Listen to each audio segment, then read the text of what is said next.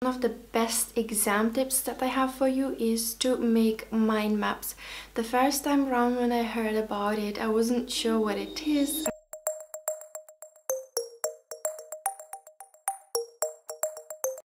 And I hope that you are having a beautiful day today.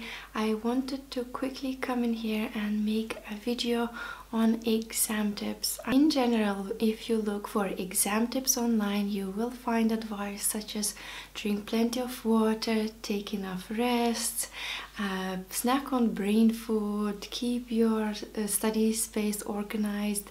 But in reality, we all know that these things are secondary and they are not as important when you are preparing for exams, and sometimes are not even realistic. Things are really good to do if you can. However, I wanted to share with you a couple of things that will hopefully truly help you to pass your exams with success. Exam tip number 1 is to explain your answers to others.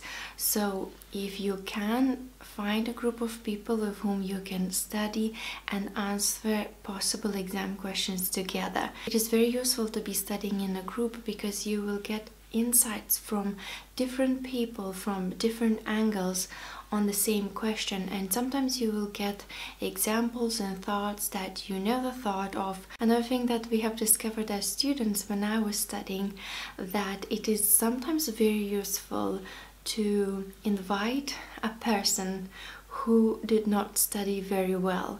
And common misconception is that, well, why would I want to share my knowledge and all the hours that I've spent studying on this topic with somebody who is clueless, who did not put any effort at all? But when you invite such person into the group meeting where you're discussing exam questions, they will want to learn as much as possible, and they will ask you so many questions that you can naturally use for revision. You shouldn't worry about that person. After all, you're doing a good deed, probably helping out somebody. But exam tip number 2 is to Google or YouTube the answers to your questions. Whatever topic you're studying, there will be an answer online.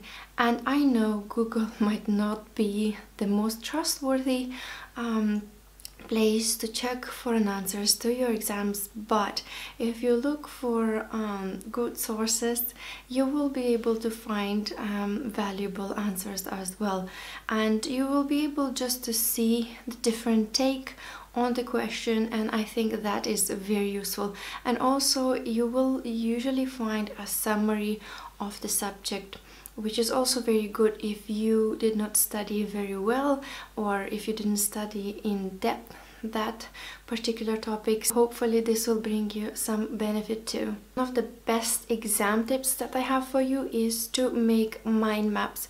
The first time around when I heard about it, I wasn't sure what it is. I remember my university library organized this event where they showed us how to draw mind maps, and it's absolutely amazing tool for revision and for studying overall.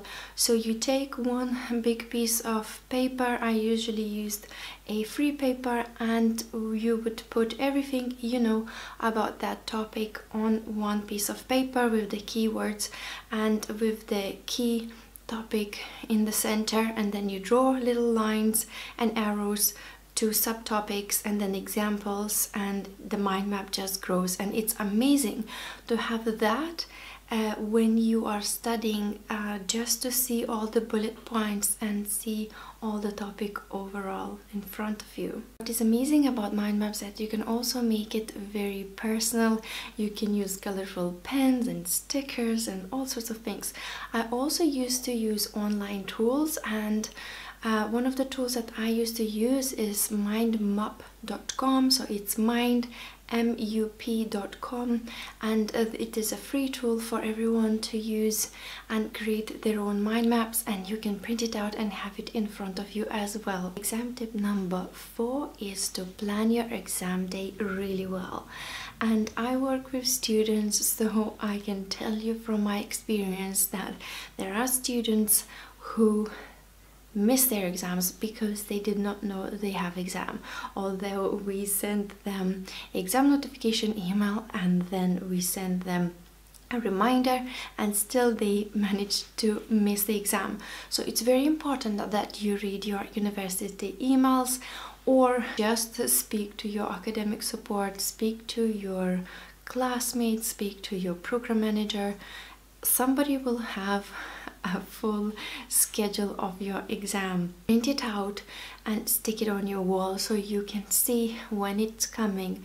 Also, you can set up a reminder of the exam coming 1 week before the exam, and also 1 day before exam takes place. So if you are living in a big city like London, New York, Rome, Berlin or Oslo, wherever it is, you probably have pretty good public transport. However, at least in London we do have occasional transport issues, and if you have a transport issue and you are late for your exam, you are most likely not to be let in, because you have to give yourself enough time to travel and plan for possible disruptions. I used to do when I was a student, I would make sure that I am there in the place when I'm taking exam as early as possible, and we would usually invite my classmates and we would meet as early as possible. So for example, if my exam is at 11, we would meet in a place at 9 o'clock. We will go to a local cafe, local library, study together, or just talk about anything else other than exams, but we make sure that we are there on time, and it really does not harm you to come there way early and just to sit back and relax and prepare or revise. Exam tip number 5 is to do a brain dump during the exam. If you don't know what it is, it's a technique that people use when they don't know something or they don't know where to start.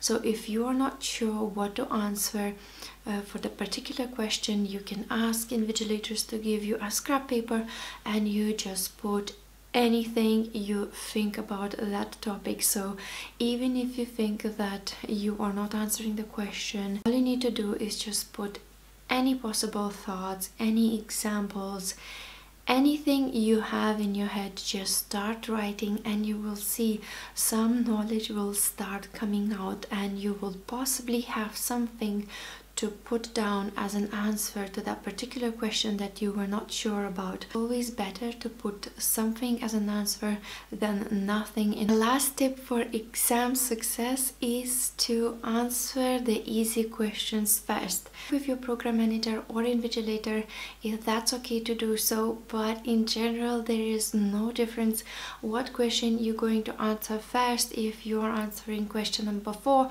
and question number 1 first, one thing you should not forget to do is to clearly indicate what question you are answering and then put your best answer.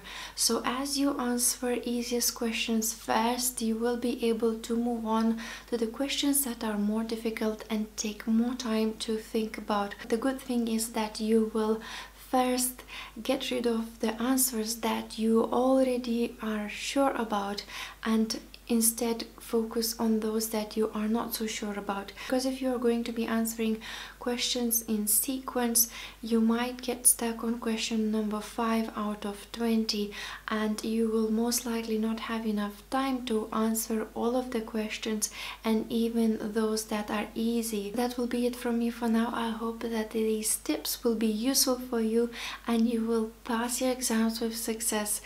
Please join me in this channel, and if you find this video useful, please share it with your friends and give it a thumbs up. I will see you in my next video soon. Bye bye for now.